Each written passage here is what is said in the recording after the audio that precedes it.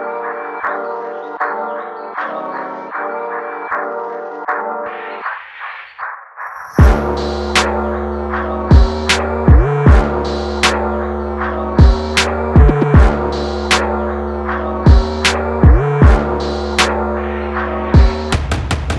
everyone, welcome back to the channel. This is Marches. Thank you for dropping by, and today I'll be giving you the much anticipated performance review of the Jordan 34s.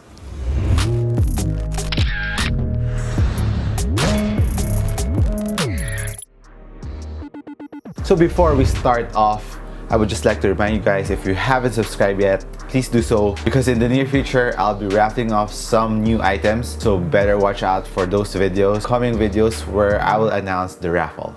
Alright, so let's start off first with the upper of the Jordan 34. So my colorway has a mesh upper. The Jordan 34's upper materials will vary from different colorways. I have the bread colorway. Majority of its color is white, black, and some hints of red, so that's why they're calling it bread. The upper of my Jordan 34 is made out of mesh upper, and as for performance wise, the structure, the build of the mesh, of course, it is very durable. It doesn't stretch. So for the support, it is very good from the forefoot down to the heel. Actually, that is my first impression on the Jordan 34. When you first wear them, you can really feel the nice support, the nice fit of the sneaker once you get the right size. That's a disclaimer. So you better get the right size, and when you get the right size, the fit is awesome. The support all over the sneaker is very nice. It really conforms to your foot. It hugs your foot well. Just tighten the laces up really nicely. It has a very nice fit from the forefoot down to the heel part of the sneaker. Since it is made out of mesh and it has an underlining of a very thin textile,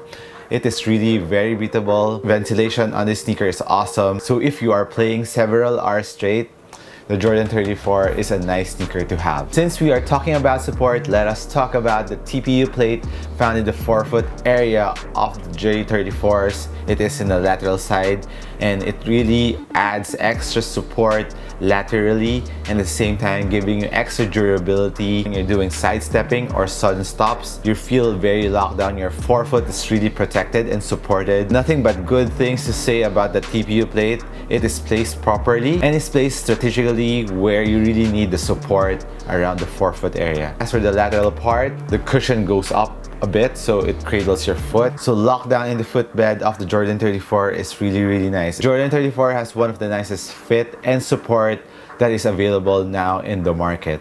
And as for the heel part of the Jordan 34, it is very well padded around the heel. Ankle pillows are really nice, and even though you really tighten up the laces up to the last lace loop, it is still very comfortable, but you have to break it in a bit in order for that heel part to just soften up a bit, and eventually it become a lot softer and more comfortable. And as for heel slippage, heel containment is awesome. No heel slippage.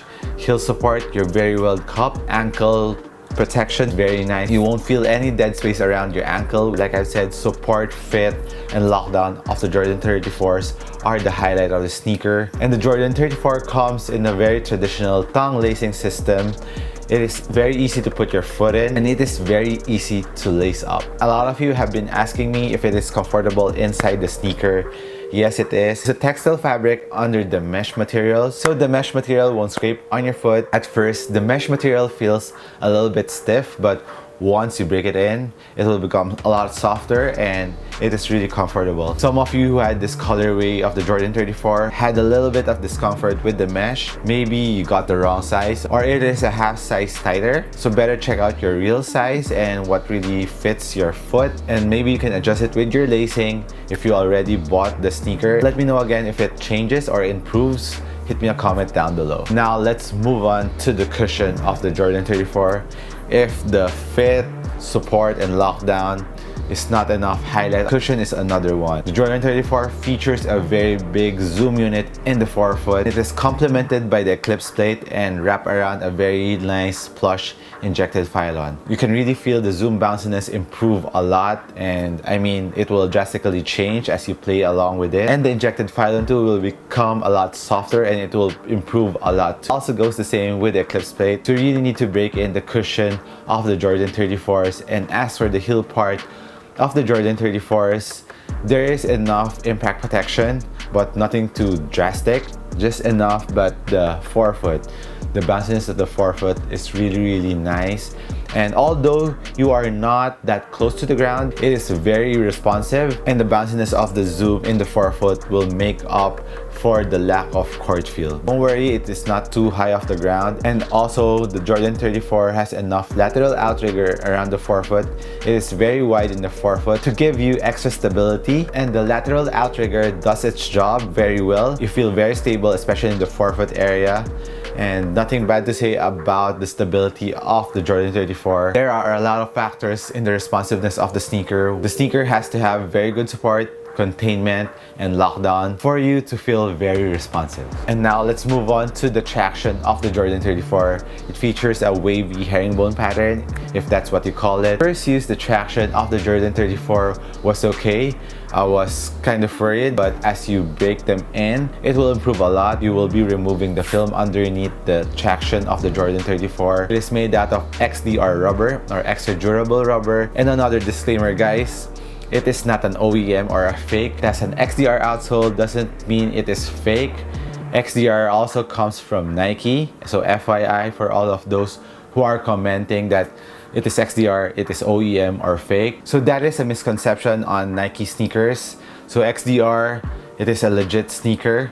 And for the traction, going back to the traction, once you break them in, it will improve a lot. It will become more grippier. As for sizing of the Jordan 34, I went true to my size. I'm a regular footer. So for wide footers, maybe go half a size up or go full size up depending on the size of your sneaker. Better to try them in store to get a better fit of the Jordan 34. It is priced at $8,545 and it is available over at the Athlete's Foot and Intersports over at Vertis North if you are here in Manila. Intersports is located in Vertis North in QC. If you're around that area, check them out. They also carry the Jordan 34. And so for my final verdict for the Jordan 34s, I really like the Jordan 34s. It is one of the best Jordan signature line that I have worn so far in recent years.